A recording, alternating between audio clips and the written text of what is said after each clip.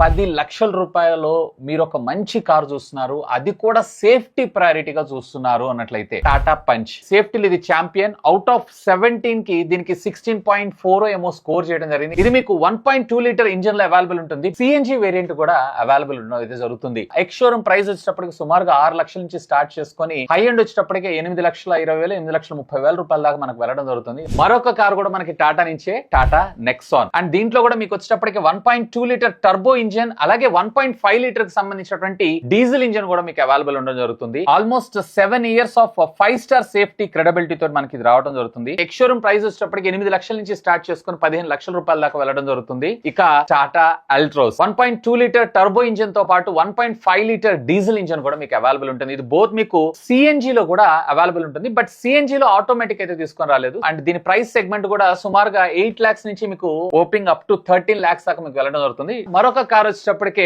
Mahindra 3XO. దీంట్లో మనకి global NCAP లో కూడా అరౌండ్ 16.5 పాయింట్స్ రావడం జరుగుతుంది. ఇందులో మనకి 1.2 లీటర్ టర్బో ఇంజన్ తో పాటు 1.5 లీటర్ డీజిల్ ఇంజన్ ఆప్షన్ కూడా మనకి అవైలబుల్ ఉంటుంది. ఇది కూడా మీకు వచ్చేటప్పటికే సుమారుగా 8 లాక్స్ నుంచి స్టార్ట్ చేసుకుని అప్ టు 17 లాక్స్ దాకా మీకు వెళ్ళడం జరుగుతుంది. మరొక కార్ వచ్చేటప్పటికే స్విఫ్ట్ డిజైర్. దీని ప్రైసింగ్ వచ్చేటప్పటికే సుమారుగా 6 లాక్స్ నుంచి 10 లాక్స్ దాకా మీకు రావడం జరుగుతుంది. అండ్ దీంట్లో మీకు వచ్చేటప్పటికే సిఎన్జి వేరియంట్ కూడా అవైలబుల్ ఉండడం అయితే జరుగుతుంది. సో ఆ బడ్జెట్ సెగ్మెంట్ లో దిస్ ఇస్ ద బీస్ట్ అనే నేను చెప్తాను.